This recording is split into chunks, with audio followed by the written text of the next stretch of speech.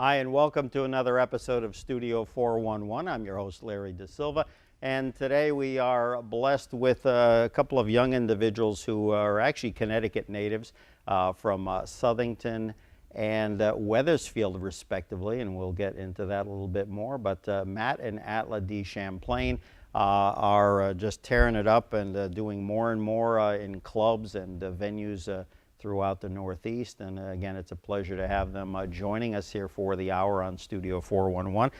They have a couple of CDs. Matt has a solo CD, Stride Bop, which is a collection of solo piano tunes, including a couple that he has written himself. And then Atla and Matt, husband and wife, have put out a new CD called Pause. And again, just to give you a little taste of what the critics have to say, Atla and Matt DeChamplain's Pause is an exciting set of bop-oriented jazz that is full of welcome surprises. And that's from Scott Yanow, who loved the disc. And I think all concerned are going to love these two young people here. I sound like Sullivan back in the day. Bring on these young people. Atla and Matt DeChamplain are going to be doing the title track of their new CD. So again, the track is called Pause, and here they are, Atla and Matt DeChamplain.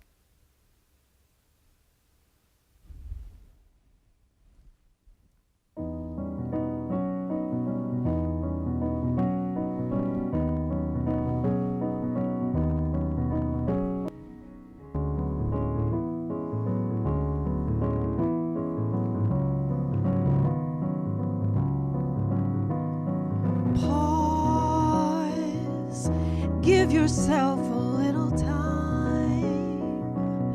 Break the rhythm and just breathe.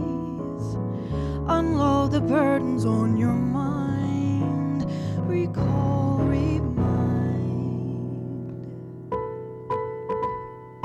Hush, let your worries be at rest. Find the peace that's been left out. Discover balance in your breath. The day will pull just like the ocean tide.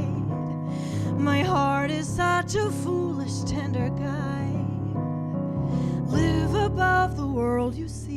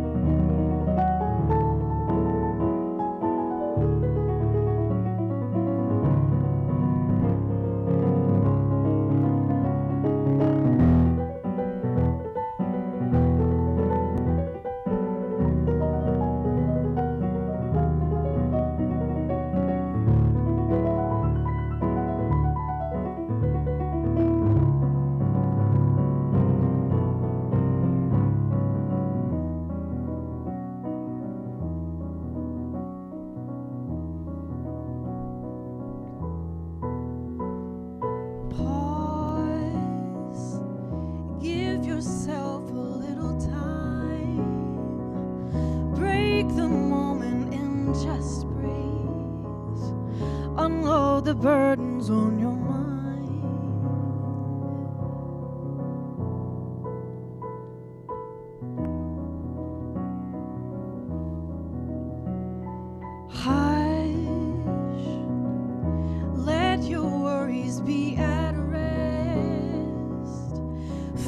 find the piece that's been left out. Discover balance in your breath. The day will pull just like the ocean tide. My heart is such a foolish, tender guide. Live above the world you see.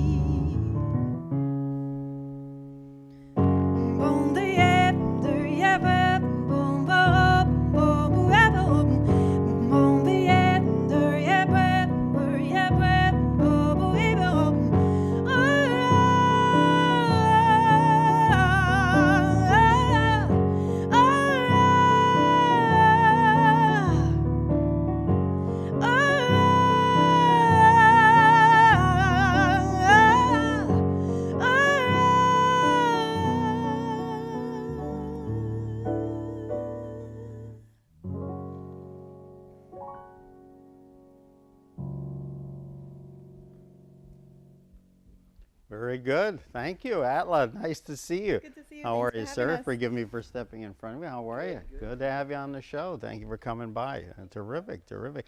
Now, Southington and Wethersfield. Who's from where? I'm from Southington. Southington. And now, was that via Long Island you were telling me, or no? My parents are both from Long Oh, Island. I was okay. born and raised in Connecticut. Oh, but okay. Still There got you some go. of the Long Island accent. There from you them. go. Gotcha. And you grew up in Wethersfield, correct? There you go. And then we'll talk a little bit about, obviously, the early days, but how did you guys come to meet? You weren't going to the same school, so until, I guess, what, later on? Actually, it was when we were in high school. Atla went to Southington High School, I went to Wethersfield High School, but we both got into a performing arts high school, the Greater Hartford Academy of the Arts, and that's where we actually met in 2001.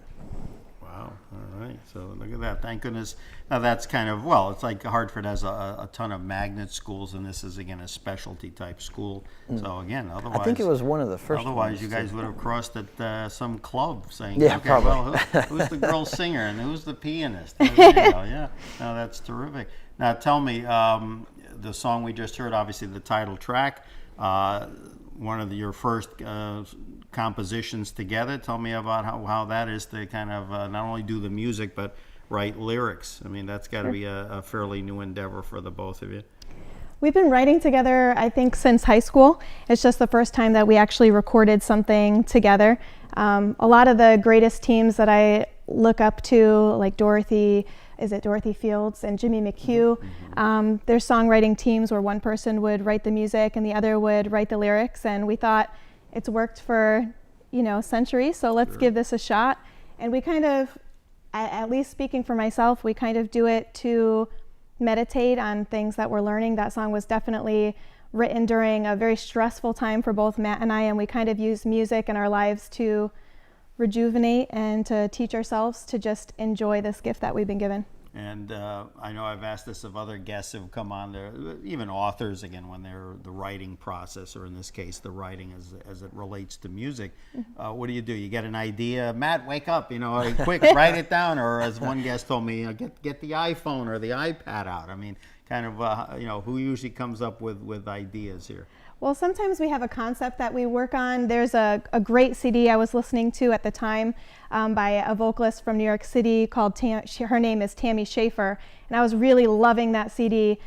So this was kind of a reflection on what she was doing and a reflection on where we were in our lives. But I told Matt kind of what I wanted this song to be about, what I wanted it to feel like, and he came up with 2/3 of the music before we sat together, and I worked through the lyrics, and we added another section to the song together. There you go. And do you find that sometimes, I'll give you, for instance, I just heard recently, like on NPR, it was a vocalist, like yourself, and jazz related or kind of balladeer, a female balladeer, and all of a sudden she got the idea for her album by listening one night Pink Floyd's Dark Side of the Moon, and I'm like, where is that coming from? Because I heard the track and I didn't detect any Pink Floyd, but Right, and it's funny you bring that up because I was just going to say the second part, those 4 chords, I took them from a composition by the great pianist Brad Meldau. Actually, it was an introduction that he used to a song, an old standard called Get Happy. And they were backwards. So I took the chords and flipped them and said, no one will ever recognize this progression. And it sounded interesting to me. So I actually, in essence, you kind of steal from other people. You take a little bit of this, a little bit of that, and you mix and match. And, and then you come up with your own concept, of course, and the melody was all our own. Yeah. It's interesting, again, as a person who played, junior high, high school, played, instruments, I can appreciate a lot of what's going on, but then, you guys take it to another level, as does any musician when they're obviously composing their own stuff and doing what it takes just to put out a disc such as this, or even Matt's, which again we're going to hear a solo track from Matt's solo CD Stride Bop, actually the title cut, if I'm not mistaken. But again, it's just I just have nothing but admiration for what folks like you guys do, because it's just you just I think back, my God, how did I even approach anything resembling that? And I don't think I did. Even though I did play a couple of different instruments. But Atla and Matt DeChamplain joining us here for the hour on Studio 411. And again, it's a regular music fest today, because again, not one but 2 CDs. So again, they got a wealth of music. Tell me, there was something in the liner notes, I think, on the Stride Bop. One of your great inspirations, I guess, when you were a freshman in college, I believe the late Jackie McLean. Tell me a little bit about that encounter and how that really made an impression on you. Sure. Well, I went to the Jackie McLean Institute of Jazz, which is at the Hart School at the University of Hartford. And Jackie founded that program back in 1967, 68, I believe. But before that, he had been very active on the music scene all the way back to the 1950s, playing his first recording session was with Sonny Rollins and Miles Davis on Miles's album. And so he kind of covers a wide range of jazz, and especially going right through the 60s when there was a lot of free jazz, but coming from bebop and hard bop, from styles that I really like. And then when I met him, towards the end of his life, around 2005, he was very giving musically, and he wanted to help, of course, all his students. And at the same time, he was very appreciative of the history of the music, of jazz music, of America's music. And that goes all the way back to, the teens in the 1920s, and the stride pianists and the swing musicians, the big bands. So Jackie appreciated all of that, and he really, I think he kind of bestowed that to his students, or really. He was a real historian in the sense of historian, like an author would come on who knows a particular genre or era. He really soaked up, as you said, from one facet of jazz.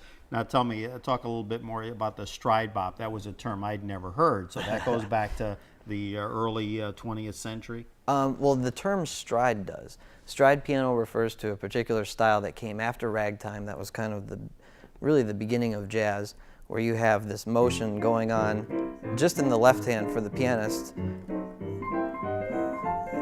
and then that frees them up to play melodies like a horn player would, or a vocalist would, in the right hand.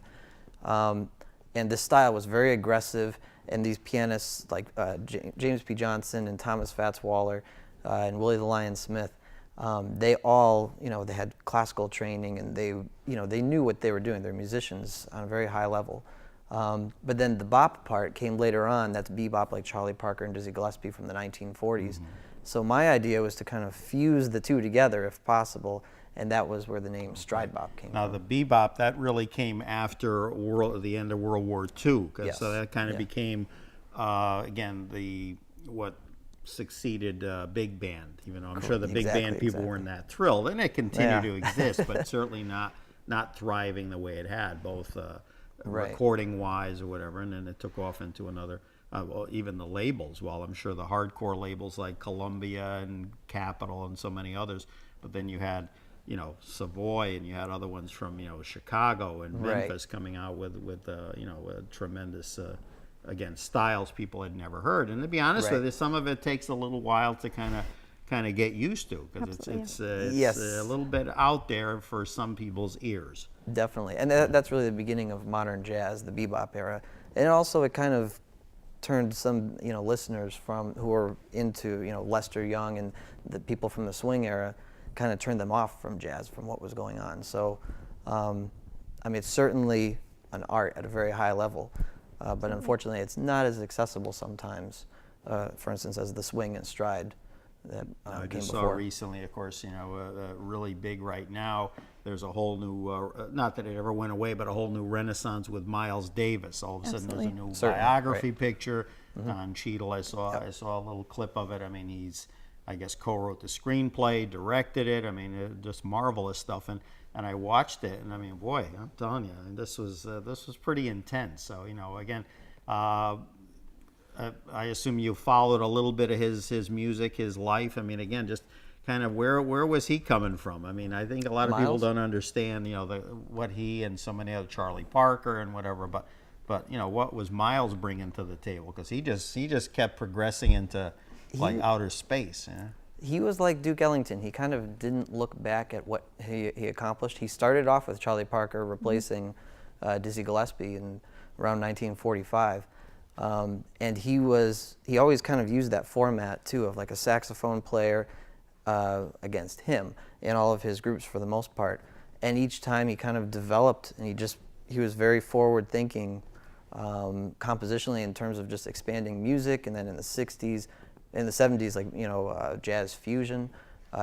He had a very open mindset about not boxing himself in or categorizing himself. But his roots are in bebop and in. Now, when I was in college, fusion was one term. I don't know if there was another one. Again, I ask from a historical standpoint. Obviously, you followed this.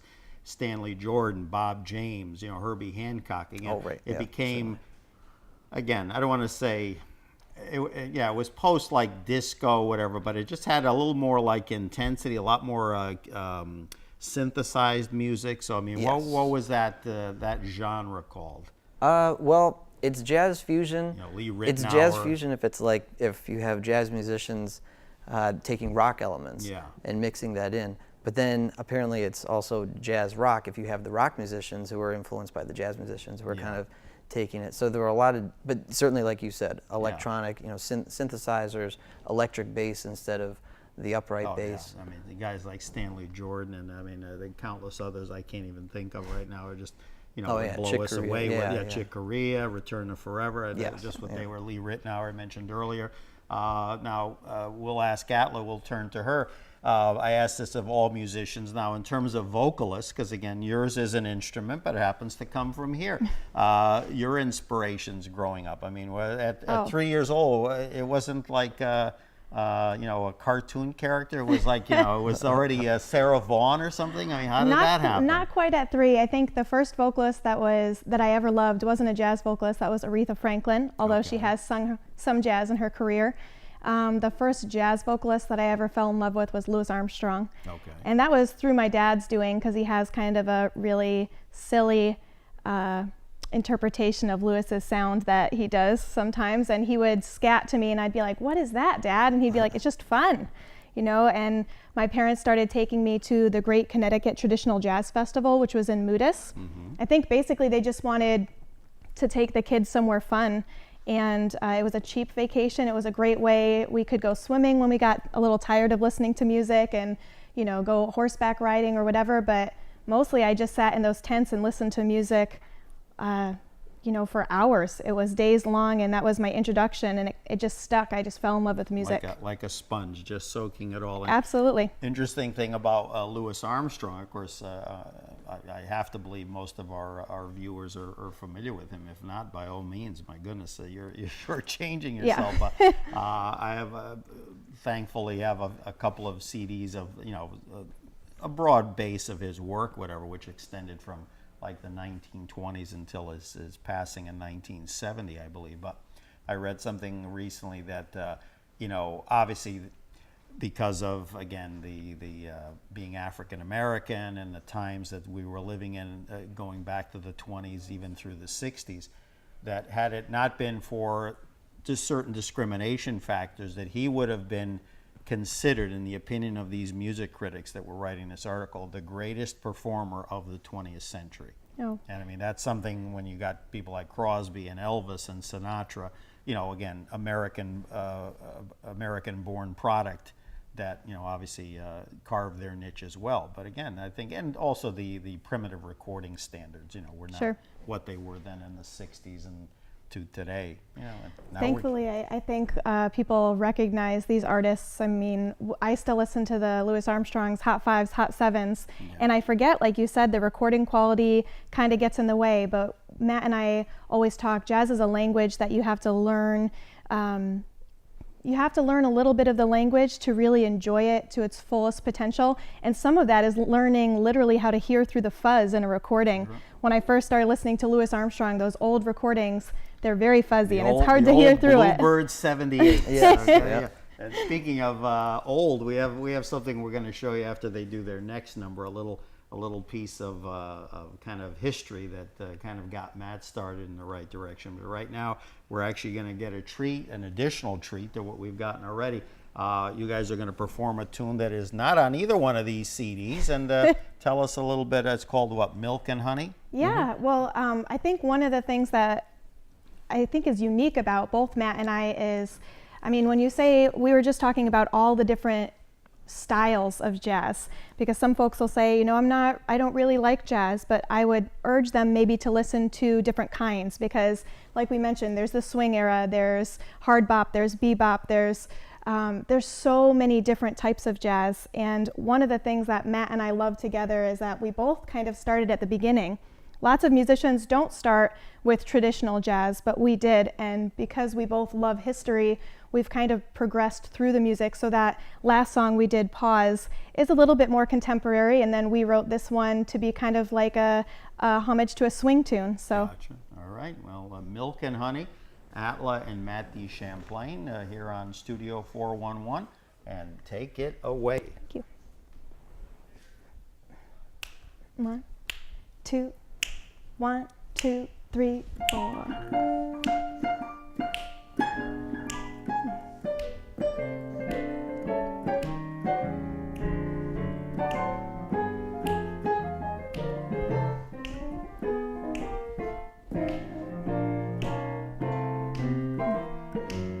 Some say, just wait, tomorrow will plan their future right down to the letter. Today is wasted on a false forever dream about tomorrow. Some pray for silver, gold, and lots of money. They say, if I just had a fortune, honey, that change would fill my life and make it sunny. Oh, what a different girl I would be. But as for me, I have no fancy design. I don't need an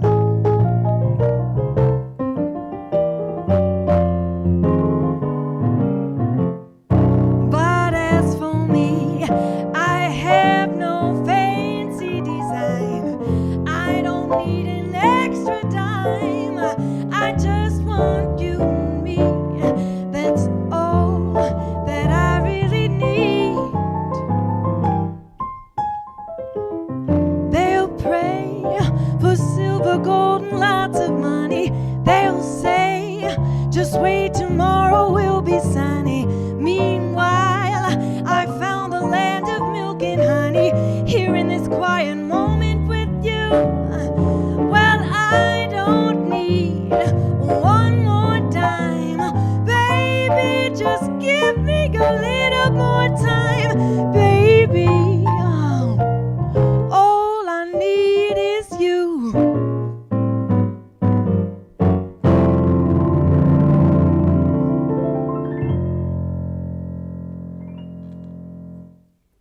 Very good, and he even gives a little tinkle there at the end. I don't know.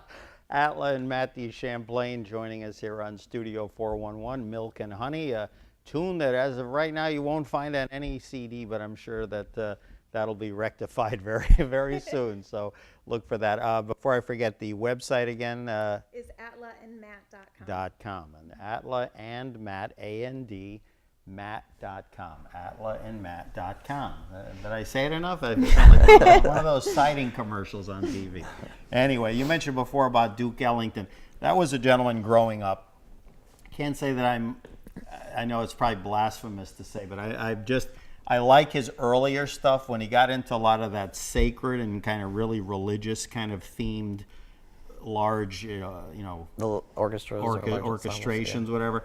Lost me a little bit, but again, I certainly can understand that he was reaching for something beyond what he had done 30, Right. 40 years ago. And again, he died not young, but I mean, certainly you wish he had stuck around for a long time. But as I'm sure, folks have maybe said to you guys, is that, hey, life on the road is not always easy, No. Well, in his case, especially when you have a band that you've been running for 50 years. Sure. Over 50 And years. then his son Mercer, I believe, was his son. I remember for years after that, his son, leading the Duke Ellington Orchestra and coming around here. I think way before you guys were even conscious of it. But that's the beauty of obviously film and recorded, history, is that it stays with us. So again, but.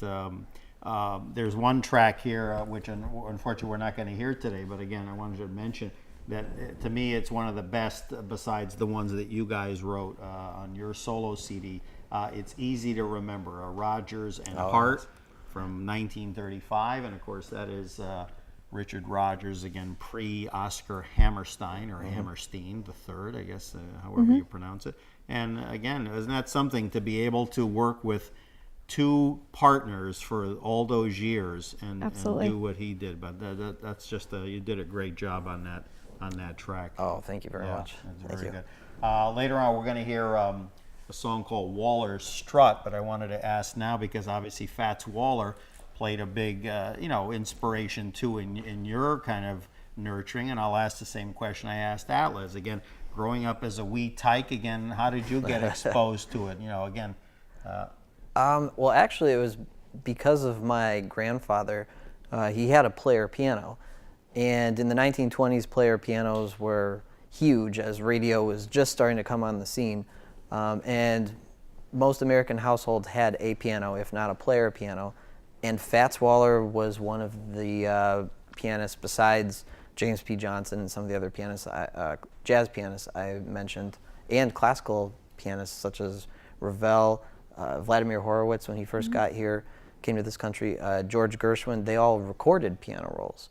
So you could literally have Fats Waller playing at your piano, which was pretty incredible.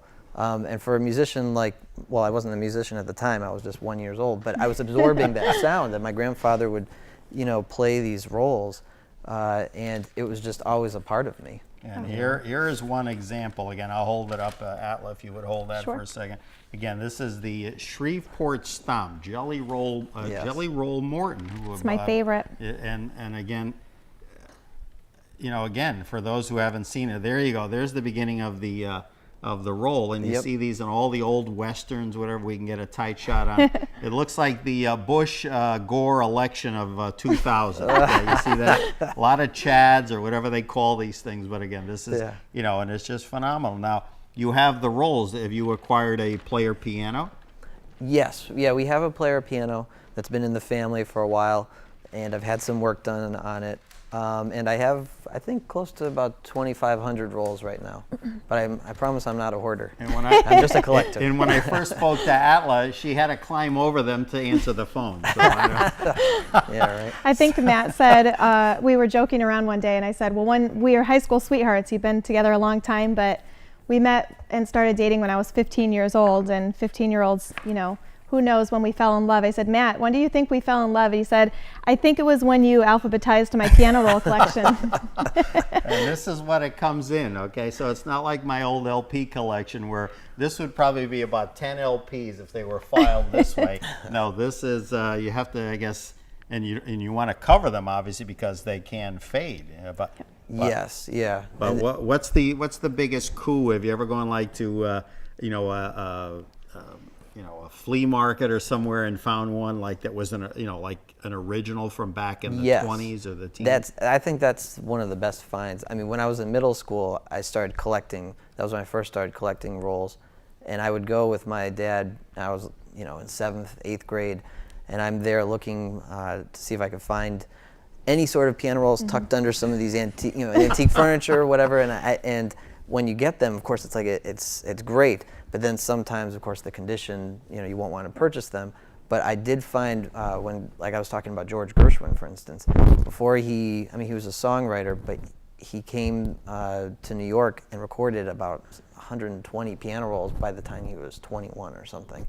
And when I found one of the original ones I can't even remember the name of the song, but it's one that no one knows today. I think I brought it with us.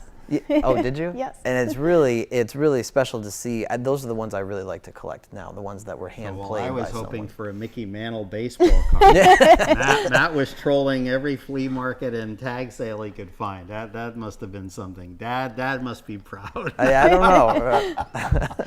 All right. Well, I'm going to take Atla and exit stage right. I think is that right or stage left? Whatever. We're going to get out of the shot.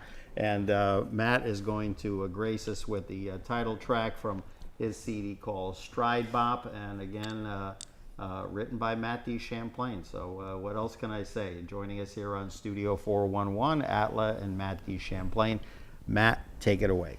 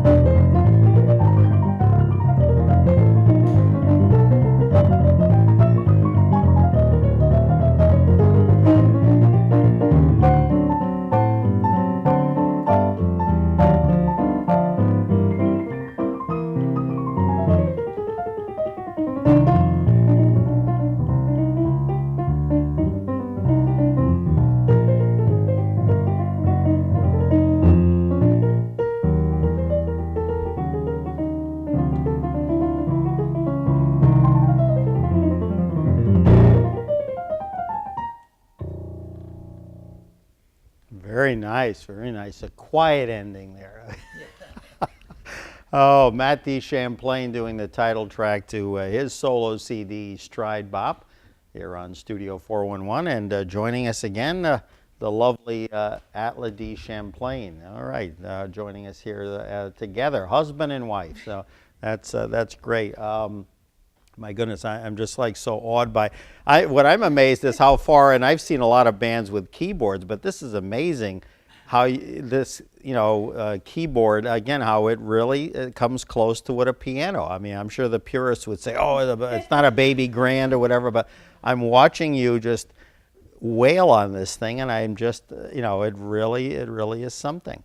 Well, it does have a weighted action, and it's 88 keys like a regular piano. And I do like the sound of this particular one. Mm. It's one of the closest I've found, to a real piano. But yes, I think you're right. The purists would.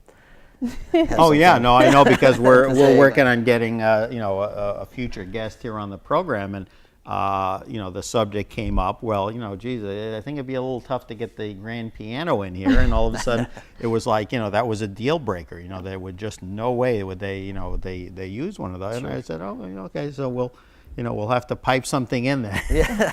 Well, one of Matt's his heroes is Art Tatum, and I know that he's been quoted as saying that he would play on any piano, and he would get to a venue sometimes, and he's arguably one of the best jazz pianists that's ever lived, and some of the pianos he played on were really just did a disservice to him, and he still kind of overcame that. He would memorize the one bad note on the piano and have to play just without that one out of the 88 keys, avoid the bad ones. And I'm like, wow, what an amazing talent. Now, talking about memorizing, which again, all musicians do to some extent, be it, trumpet players, sax players, folks again like Stevie Wonder, Ray Charles. I mean, these are people that obviously with the lack of sight, and again, the hearing, takes over and becomes, has to provide dual sense in addition to anything else, I guess, just feel or whatever. Mm-hmm. But it's just remarkable what they can do. And again, they don't have the the benefit of sight. I don't know. Oh, and that was Art Tatum. Am I missing something? Wasn't there other blind? There was someone back in the 20s or 30s who went by the name of Blind something. Blind Tom, I think. Oh yes, but I don't know if they were even further. Were they piano or were they? They were. Yeah, he was a pianist. Yeah, so I mean. But Art Tatum was blind too. He was legally blind, and he had perhaps one of the best techniques. Absolutely. Around in jazz or classical pianists would come and listen to him, like Vladimir Horowitz and Arthur Rubinstein. Yeah. We'll jump over here to Atla before your next number. Tell me again, you have been, fortunate and share with us in a couple of moments again how your path traveled to then working with some of the people you did. Obviously, some of it based on where you performed, some competitions perhaps, meeting some of the folks that you did share with us. Absolutely. So I started with traditional jazz, but pretty soon after that I was into the swing era and really delving into the music later from the 1950s. And one of my heroes was John Hendricks from Lambert, Hendricks and Ross, because he's known, at least in my opinion, to be the most amazing improviser as far as vocalists go. He's extraordinary. I mean, he doesn't have a lot of records, but the records that he has are mind-blowing. I started collecting those, and then I got to meet him at the Monterey Jazz Festival. Matt was there as well, and he invited me to come study with him. And I dropped everything to go out to Ohio, to Toledo, Ohio, which is now kind of like our second home, and just be near him. I think he was 89 years old when I first started studying with him. He was 92, I believe, when I left, and still singing incredibly. As we tape, he's still going strong. Oh, absolutely. I believe, correct me if I'm wrong, the old, they're still around, but the old Columbia record label, weren't they on Columbia? Yep. Yeah, Lambert, Hendricks, and Their Ross. biggest records were on Columbia, yes. Yeah. There you go. Just remarkable. And would you say they were like a forerunner of what maybe bands or groups like Manhattan Transfer? And, absolutely. And John actually wrote some of the lyrics for Manhattan Transfer's first record. And I forget exactly who it was. I know one of the members of Manhattan Transfer, I believe, was a taxi driver. Oh, Alan Housen. Yes, and he picked John. He picked John up, and that's how they met. And so they began a collaboration. He's very giving. And I'm right now blanking on the band, but actually I'm going to say that probably was in the late 60s. If I'm going to, she'll let me know and I'll pass that on at some point. But actually Alan, living and working in New York, probably driving a cab in those days, in the late 50s, produced a record called Harlem Nocturne, and I'm just blanking on the name of the band. It was kind of like a doo-wop band, and again, a tune I think was even in a movie based on a Stephen King novel. But so he had a taste of, like top 40 success as a producer, but was yet, we're talking almost 20 years away from what he then did with Manhattan Transfer, and I had a chance to meet him a couple of years ago along with some of the other members, and we're working on one of their past members from the original group, so hopefully that we'll be able to do that as well. So we're turning into a jazz theme. We'll just get something resembling that reminds everyone of jazz and just put it next to the logo. Speaking of jazz, while we have these fine folks here with us and doing another tune from their CD Pause, we're going to have Atla and Matt now do a song that actually is from what, the how would you pronounce that? The teens, 1915, in that era. Yeah, I think it was written in 1918 or 19. Yeah, it was written by a Spaniard, if I recall, or no? Am I incorrect there? The gentleman, Mr. Robledo, I think he was a Spanish American. Yeah. No. Unfortunately, we sure. don't know enough about that. Yeah, we don't know. I did my research. Yeah, we know more than we do. We learned it Matt learned it from his grandfather. He used to sing this at the end of family parties when he wanted everybody to finally get out of the house. Oh, okay. Yeah. So not bars closed, but at 3 o'clock in the morning, everybody vamoose. Okay. Exactly. And Julian Robledo, Dorothy Terrace, and you added some lyrics, I assume? I did. I added some vocalese lyrics to Dexter Gordon's solo. There you go. All right. Very good. Atla and Matt DeChamplain, 3 o'clock in the morning here on Studio 411. Take it away. Thank you.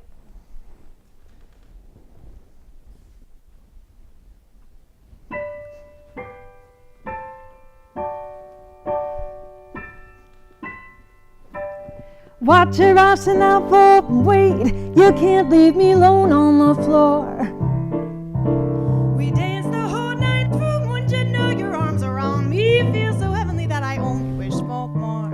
Come on, put your arms around me, and whatever will be, will be. There's no good rushing way back home where your pillow's waiting when we're creating dreams right here upon the dance floor.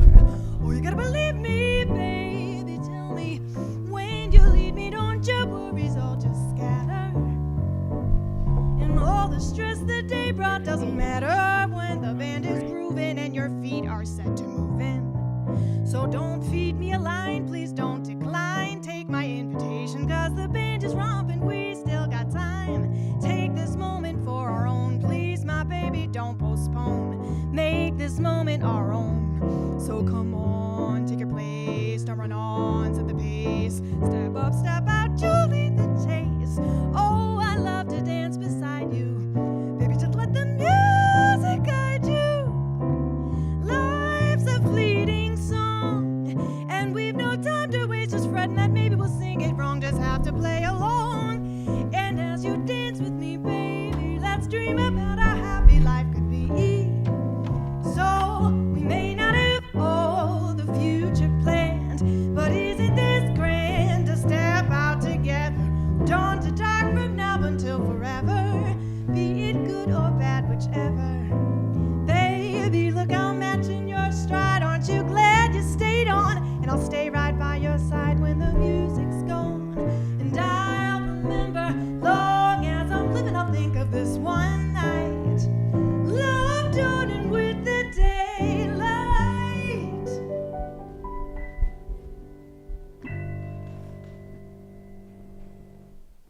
All right, here we go. As I come in, exit stage right, or incoming stage right. All right, 3 o'clock in the morning, and great number. Now, you told me that was a number that was used or performed by the family, but like when you're looking up some of these, older recordings, you must do a lot of research to come up with some of the ones you say, hey, we can use that, or it's maybe better to use that from several standpoints. I think when we first started developing a set list for the CD, we probably had 30 songs on there because we just get so excited. The piano rolls are great because they have a lot of songs that have been kind of forgotten about at this point, but they're gems. And some of the songs everyone knows have verses people don't sing anymore, and they have lyrics we've never heard. It's incredible. Well, you have one on there that I think it was on Matt's, right? I Ain't Got Nobody, and correct me if I'm wrong. Isn't that the one that, of course, some of our listeners would know, the old David Lee Roth tune from the 80s, and then I go back, not necessarily back in person, but certainly from a musical appreciation to Louis Prima and Keely Smith doing it in the 50s. And all of a sudden I'm like, wait a minute. I said, this goes back to 1915. That's probably where I had 1915 in my head. But amazing. All right. Well, like I said, we are coming to the close, but before we leave, we are going to still share a little bit more music from Matt's solo CD. Again, great to have you guys. Again, so many artists. I was thinking of Sarah Vaughan while you were singing, and so many more. So we'll have to maybe do a jazz a program where there isn't necessarily music, but kind of a discussion, because obviously you guys can certainly add your 2 cents, and I'll dig through my record collection. And, Matt will dig through his rolls, and he'll come up with some more. The Gershwin. Bring some 1917 Gershwin. How's that? I don't even know if he was writing at that point in time. But anyway, the CD's Pause by Atla and Matt DeChamplain, featuring special guests John Hendricks and Paul Keller. And again, it would be great to even get John, if he can join us at some point on the phone. It'd be great to have him on the program. And the last track we're going to hear is we send you off to a wonderful montage of our friends Matt and Atla DeChamplain. Champlain, rather. I need a glass of champagne at this point. But again, from his CD Stride Bop, we're going to hear a tune. And let's see, I've got to stall for about another few seconds, and then I think we'll be ready to go. So we appreciate you joining us here on Studio 411, as always. And again, we wish you guys nothing but the best. Thank you so much. Thank you very much. Oh, our pleasure. And we look forward to having you again. Bring that keyboard again next time. Love it. It's one of the best I've heard. And check out the old-fashioned mic. I know our friend Joe Bouchard was here. He had one as well. Nothing beats the old stuff. Classy. And vinyl's coming back, so who knows? We're all going back to the 50s. So we thank you for joining us here on Studio 411. I'm your host, Larry Dasilva, for Atla and Matt DeChamplain.